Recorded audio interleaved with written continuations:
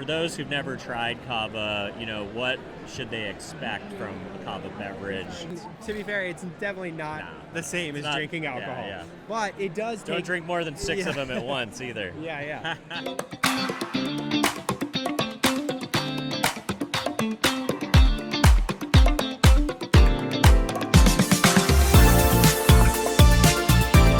Everybody, we are back with another edition of the Ad Podcast, coming to you from the Taha Kava booth here in the north end of the expo hall. In case any of you guys are out there and you want to come by and try some kava, we've got Kyle Fleming, who's one of the co-founders. Kyle, thanks for coming on, man. Yeah, no worries. Thanks for stopping by the booth. Yeah. So tell me a little bit about yourself. Tell me about the brand. How'd you get started? Give me a little bit of the backstory if you wouldn't mind. Yeah, so I come from a background in craft beer and then kombucha. I made a bunch of different drinks. And we were from Maui after the Lahaina fires. We linked up with a couple other partners that had a kava bar that burnt down in the fire. Oh.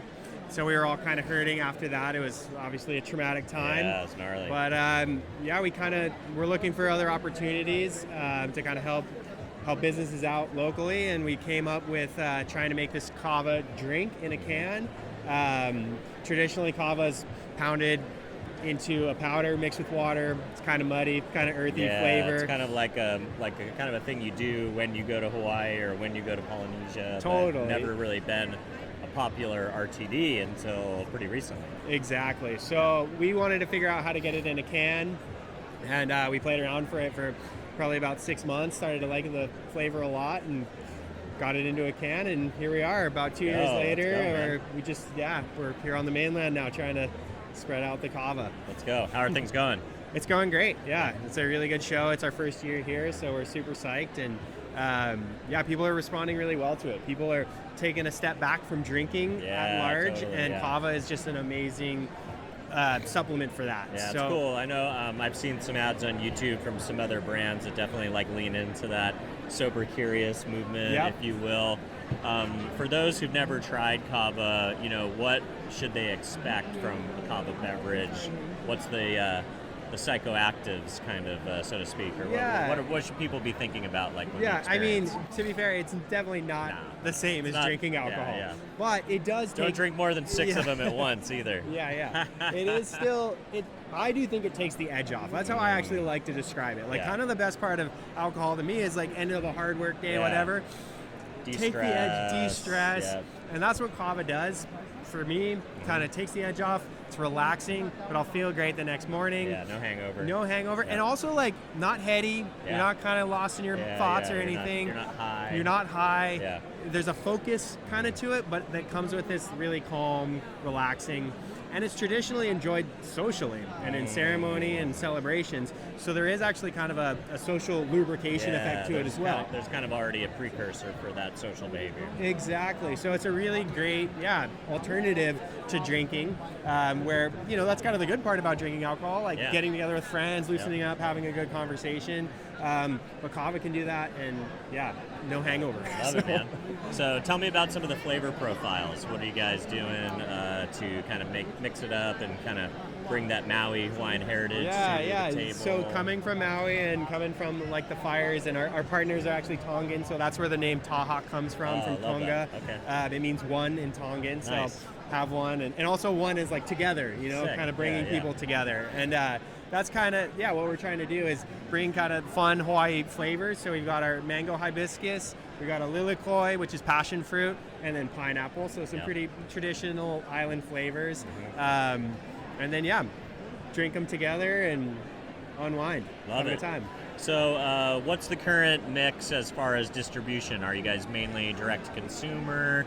You guys also have the benefit of having a brew pub over in Maui, so you kind of have the tourism effect of where if people want to experience the brand, they could actually come into a tap room and legit experience it. Exactly. A lot of brands don't have that going for themselves. So they can come try it at 2 locations on Maui, so a kava bar and then as well as our tap room setting.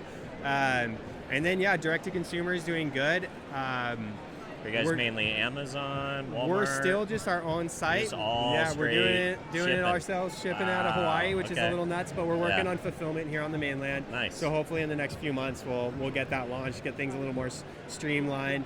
And then we're statewide in Hawaii. We've got a lot of the large retail chains out there. Nice. A lot of independents and even like C-stores and stuff like that. It's doing well. Doing great in the non-alc section. So, people looking at alcohol and then, let's take the night off. Awesome. I think that works well for us. But yeah, we just we're launching here on the mainland, so we're talking to a lot of distributors and a lot of exciting prospects with buyers and stuff. So keep an eye out. We're hopefully going to be on a lot of the shelves soon. Let's go. What's working for you guys for marketing? Obviously, you've got that Hawaiian storytelling angle. One of the reasons that brands like Kona beer became so popular. Like, Hawaii's an aspirational thing. Every time I go to Hawaii, I'm like, how do I buy a house and stay here, Yeah.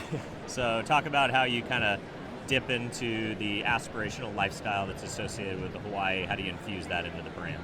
Sure, yeah. I mean, I think that's where we see a lot of just organic kind of marketing, like people on vacation. They get to go in the stores, they try this new drink, and then they go home and they're like, wait, I can order it at home? That's awesome. Yeah. So they can kind of keep that vacation going, keep it at home. I love that. We do a lot of kind of micro-influencers within Hawaii, so, a lot of surfers, a lot of health people, a lot of Hawaiian heritage, stuff like that. So that's been really good for us. Like I said, we're still kind of just in Hawaii. We're starting to make a jump onto the mainland, but that's what's been working great for us now, and I think we kind of want to keep that going.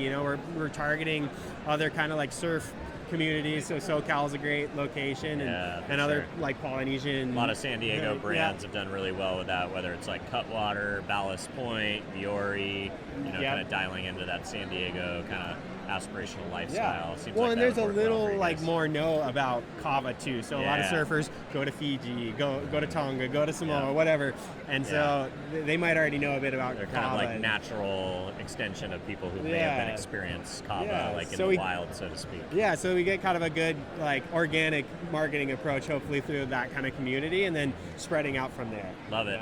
So you said this is your first expo. What were your expectations coming into it? How have things turned out for you day 3?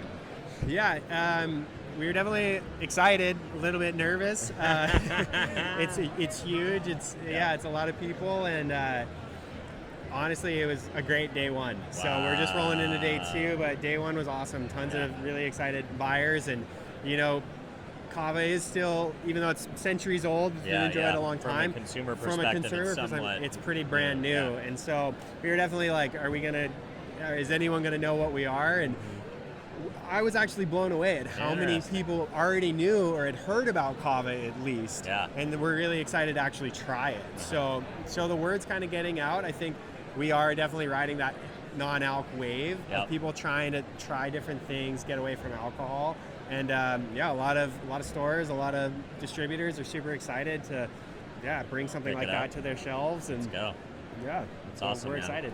So anything else you're doing to kind of stand out? Obviously there's a lot going on here. I've never even been in this hall. I've never been in the basement. I've just had my first 2 interviews and kind of these I did one in the arena.